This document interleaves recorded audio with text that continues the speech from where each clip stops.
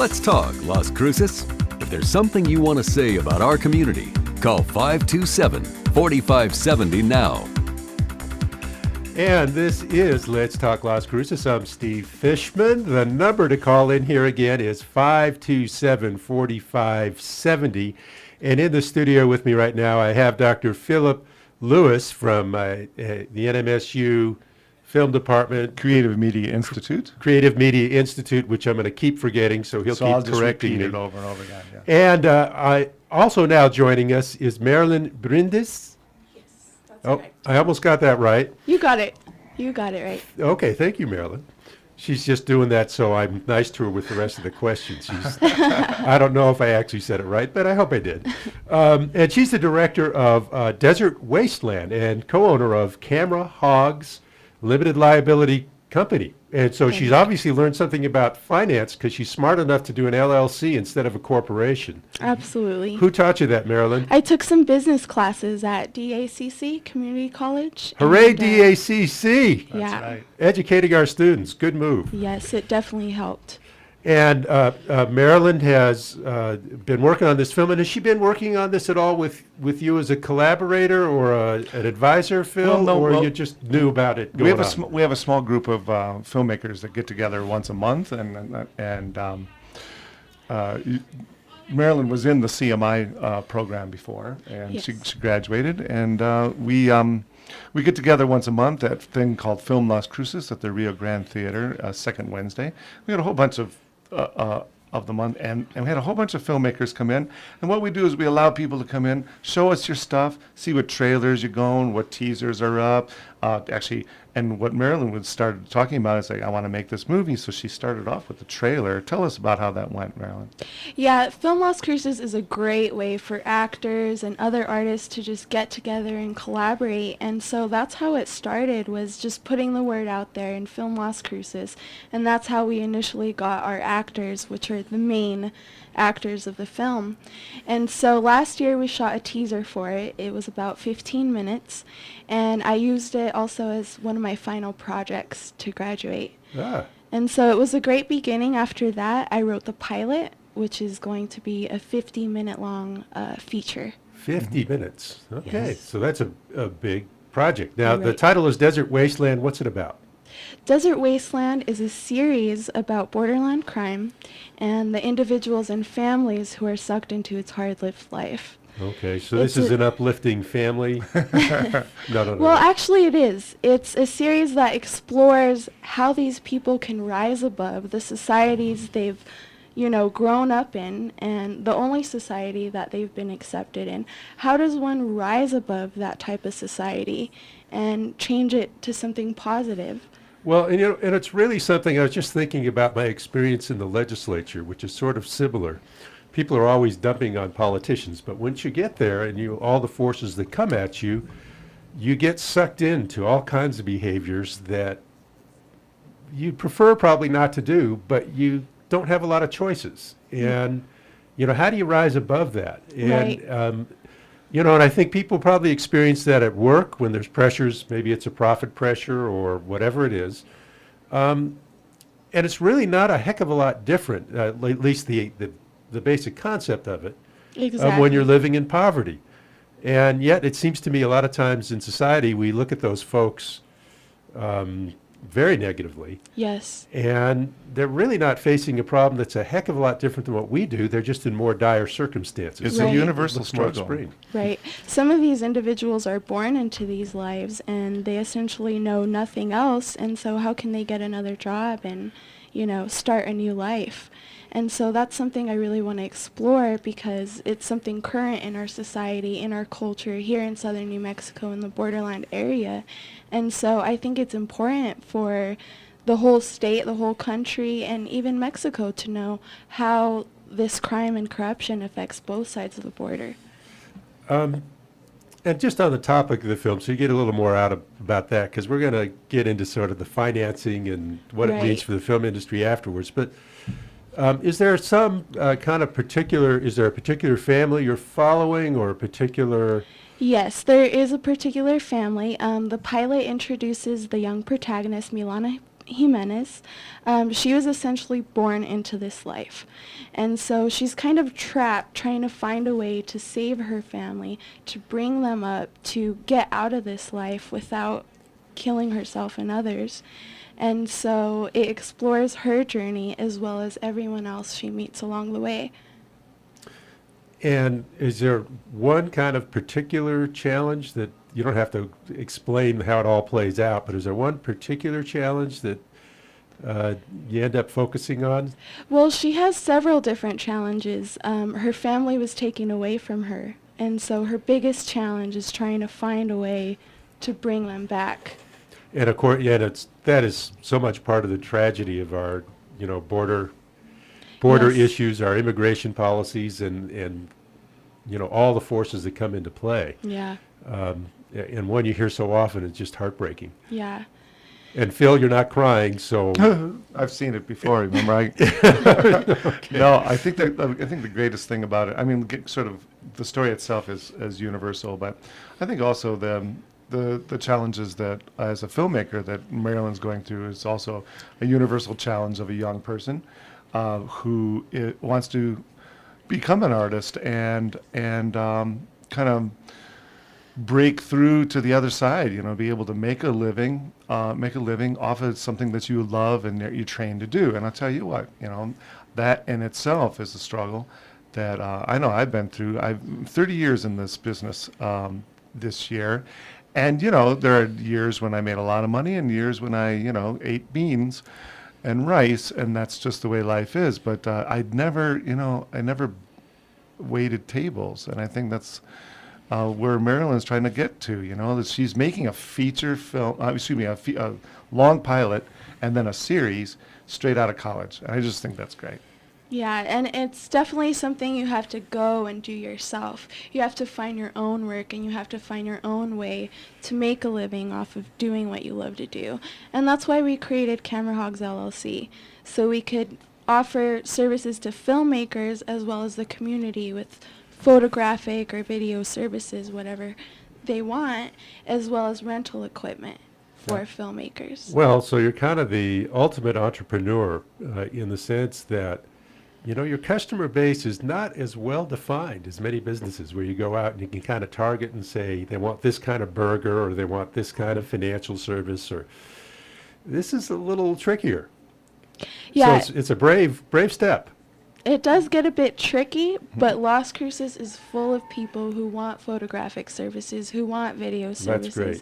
And also it's full of filmmakers, young filmmakers who are getting out of college and trying to start their own films. And of course, it's nice to do it when you're young and you have less to lose. Right. Well, we're going to take a break and talk about how you finance the film, how we do that locally, and maybe how the state gets involved and helps folks like you. We'll be back right after this. Let's talk Las Cruces. Call 527-4570 to be a part of today's discussion on KSNM 570. This is Steve Fishman, and we're back with Let's Talk Las Cruces. The phone number to call here is 527-4570. And I'll mention one of our sponsors, Furr's Fresh Buffet. And actually, I meet with some education folks about once every 2 months over at Furr's, and they treat us quite well. Really? Is it good food? I'm not a big cafeteria fan, but as cafeterias go, Furr's is better than most. That's great. That's So, great. I guess I just damned with faint praise, but if you like cafeterias, go to Furr's. Actually, during the break, we had a quick call, just to acknowledge the listener who wanted some more information on this student loan program. There is nothing imminent going on, by the way. It's just a bill that's been introduced in the Senate and probably has a fairly slight chance of passage, quite frankly. So if anyone's scurrying around thinking that there's a great new deal on student loans, it's not there yet. And there's a caller calling in, by the way, and my producer is out. I'll get it. Oh, okay. My guest, Phil, is filling in for our producer, Gino, and picking up the phone. So don't feel ignored, please. In the meantime, Marilyn, let's talk a little more about the financing of your film. Who is this? Yeah, filmmaking is extremely expensive. It's a lucrative business, but when you're doing low-budget filmmaking, your number one priority is getting these people fed. So we are using local crew, local actors. We're getting food from local businesses. And so we're also giving back to the community by supporting these other local businesses. And we use local locations, which we reimburse people for. Right. And so that also gives these hotels more business than they usually would. So, you hear Marilyn, just straight out of school already knows how to, pump up the advantages of the film industry down here in southern New Mexico. You know what? And so many other things happen too. Desert Wasteland has two spectacular young, at least two young actors who would normally not necessarily get such sort of publicity at their age. Right. And Jade Diaz, is that correct? Jade Diaz, yes. And Antonio? Basil Pina, Antonio Valles, Yeah, these are Melissa Mota.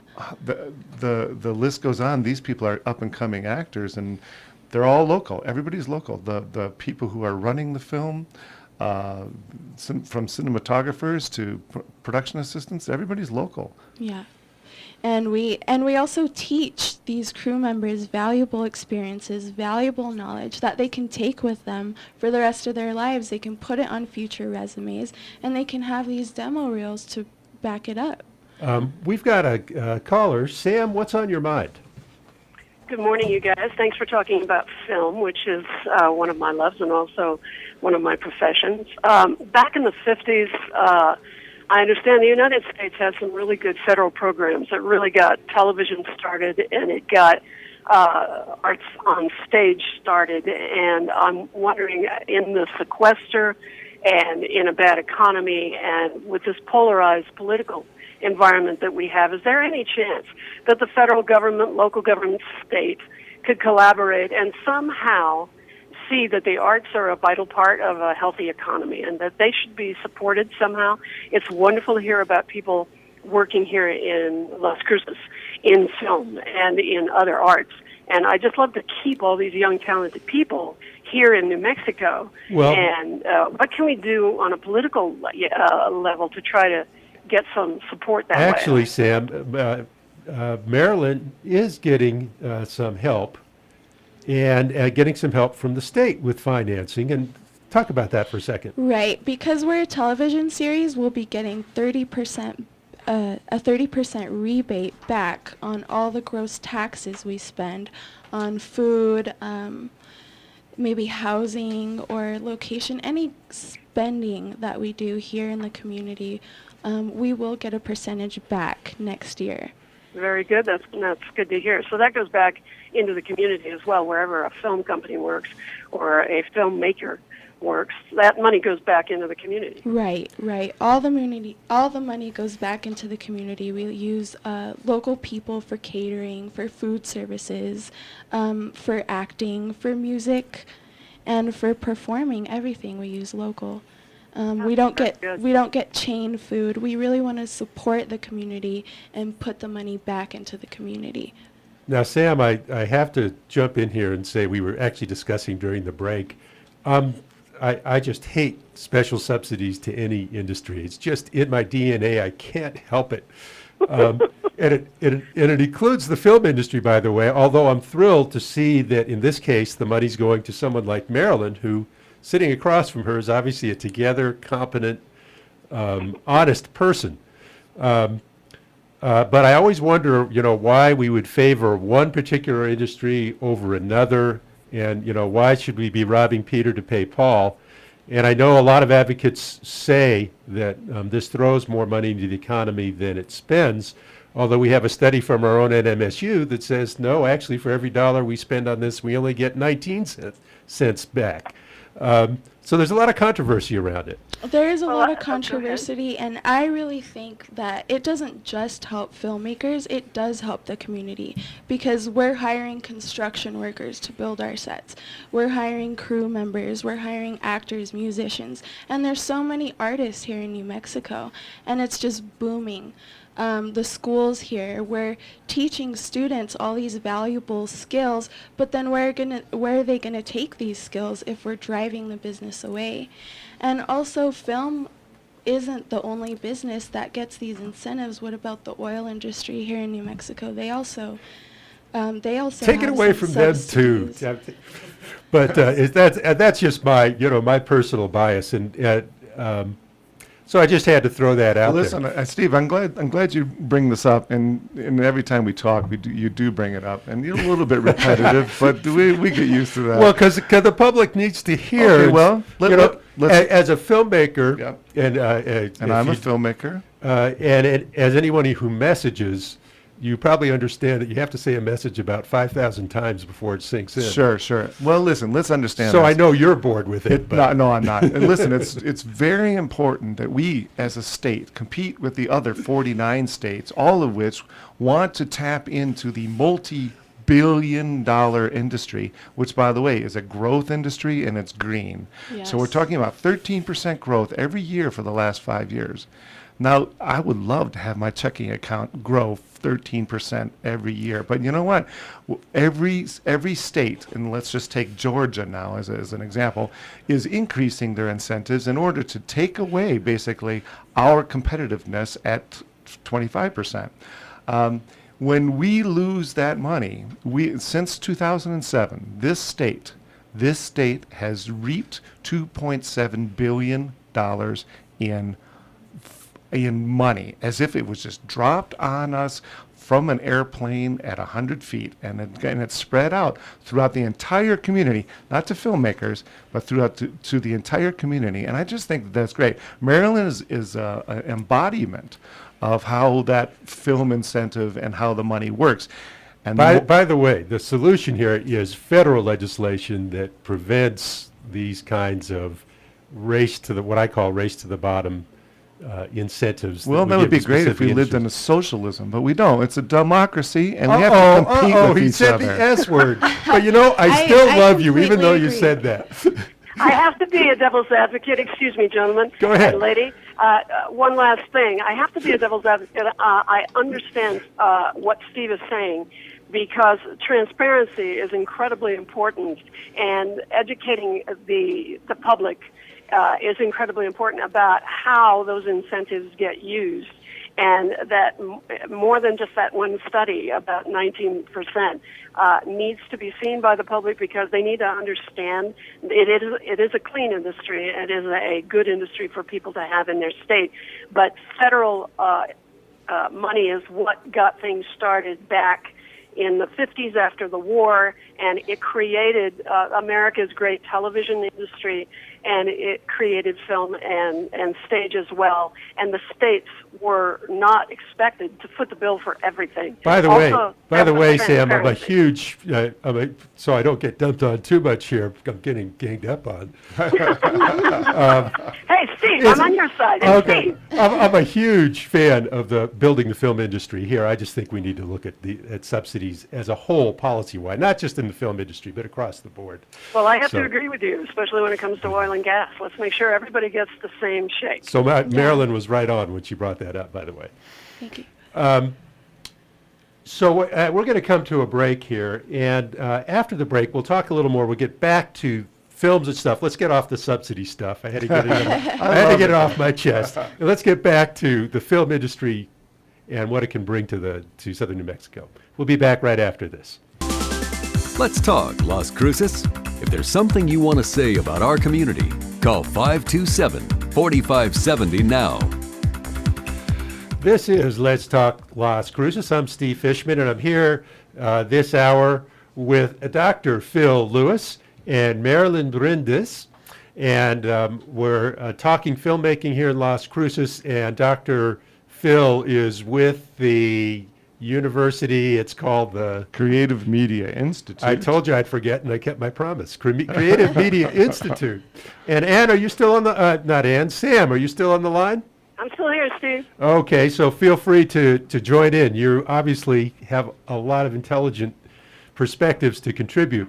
Right, Let's talk a little more. We're going to get off of incentives, because everybody got real emotional about that, and I want to calm it down, bring it down. And let's talk a little bit about the other financing mechanisms that you use, because you have to be a real entrepreneur to be doing this. Yes, you Where's really the do. money come from?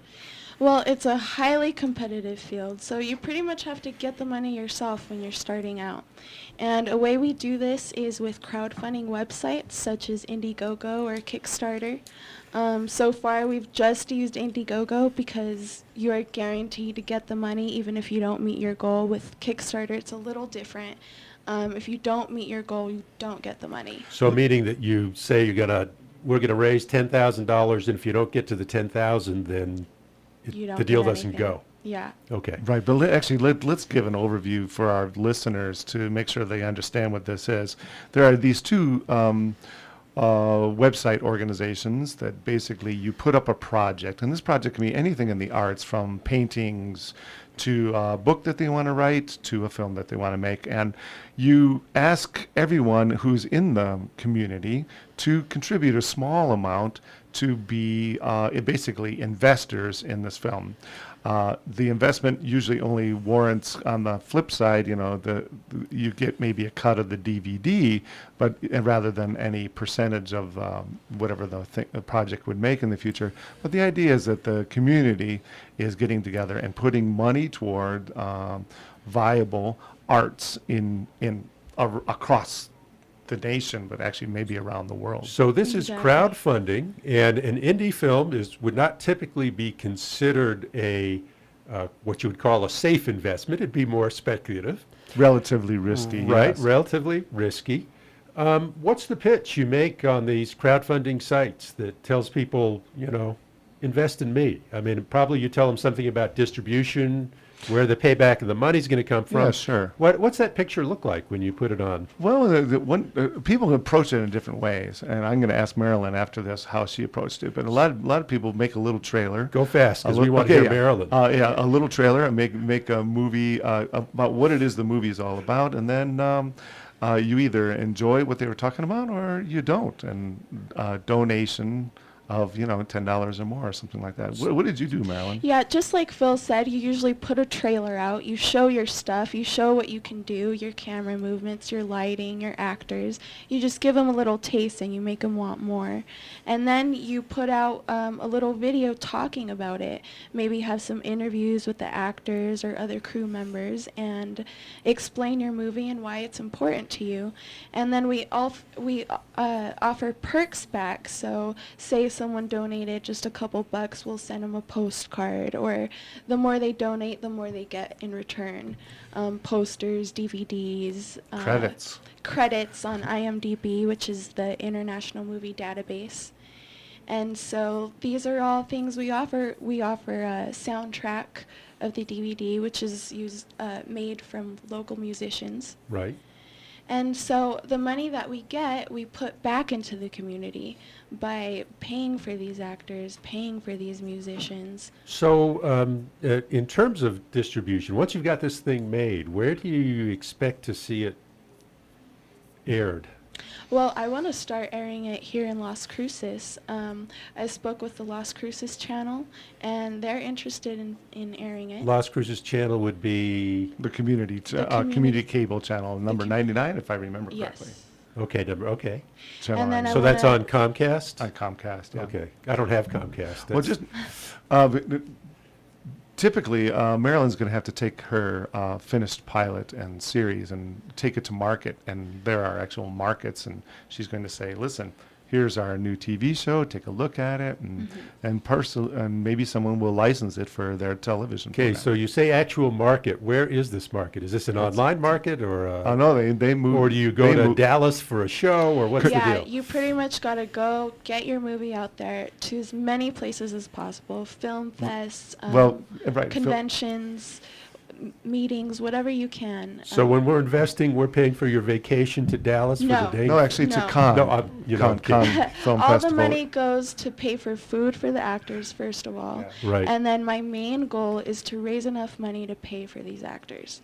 And the spending really adds up. I mean, it costs $100 to $200 a day just to feed everyone. Right. And 30 days of production, What's your total production cost approximately? Well, I'd like to really pay for these actors, and so that's going to be about $15,000. Cheaper than Hollywood.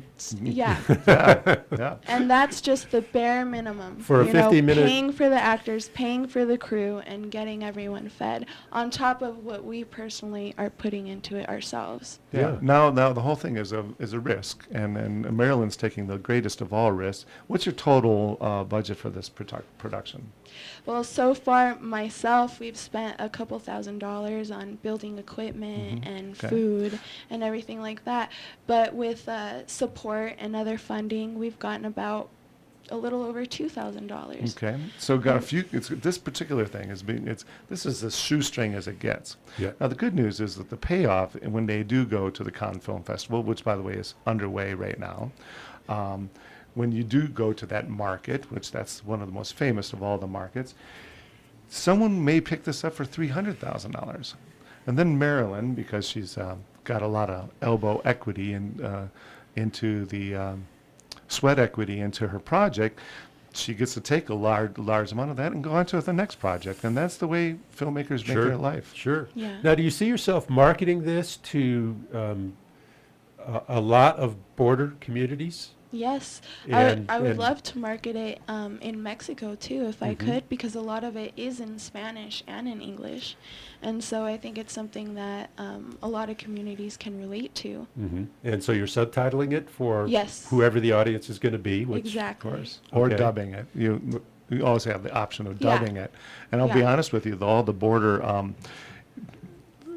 shoot 'em up whatnot is really very popular in Southeast Asia as well. So, for example, South Korea may want to pick this up and pay a significant amount of money to air it on their airwaves. so there is some Right. shoot 'em up in this. Yes. Oh, it's a border story. It's an Think about action it. drama. There's a little bit of comedy mixed in, you know. I have a more but, positive vision of the border film. It's not all. It's not. It's a no, border not at all. It's story. not all. So shoot 'em up, a low but, budget, You know. low budget, and there's some action in it too. Yeah, there's some action in it. And the Las Cruces Police Department has been very helpful in helping and allowing us to shoot here in the community, on the streets, or in neighborhoods. We shot off a replica gun. And So do you have to be careful using that word "shoot" Yeah. when you're working with shoot the police? as in Do they, film, yes. be sure they don't misunderstand? Yeah, we go ahead and let them know what we're doing, and they're very helpful and supportive. I think one thing we have to look at too, I'm jumping in here, guys. Go ahead, Great. say Is it. Sam. that there are many levels of ways to make money in the film industry. Keeping it in Mexico would give us more benefit from it, but of course you want to distribute it widely. And if it's picked up by somebody, especially in the pilot game where you have to sell your pilot, Right. somebody may not want to buy that particular pilot, but they may like what they see on that screen.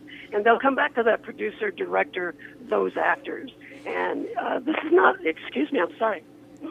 This is not a frivolous business. There's a lot of money that goes back and forth on different levels, but also because if you do a little research on television right now, people are watching television in a whole new way. They're not sitting down at 7 o'clock at a particular day and time. They're watching it on Netflix. They're watching it on streaming video. They're watching it whenever they want it, and they will watch an entire 13 episodes of a television show in one sitting sometimes. Yes. And that's not just people who don't have a job.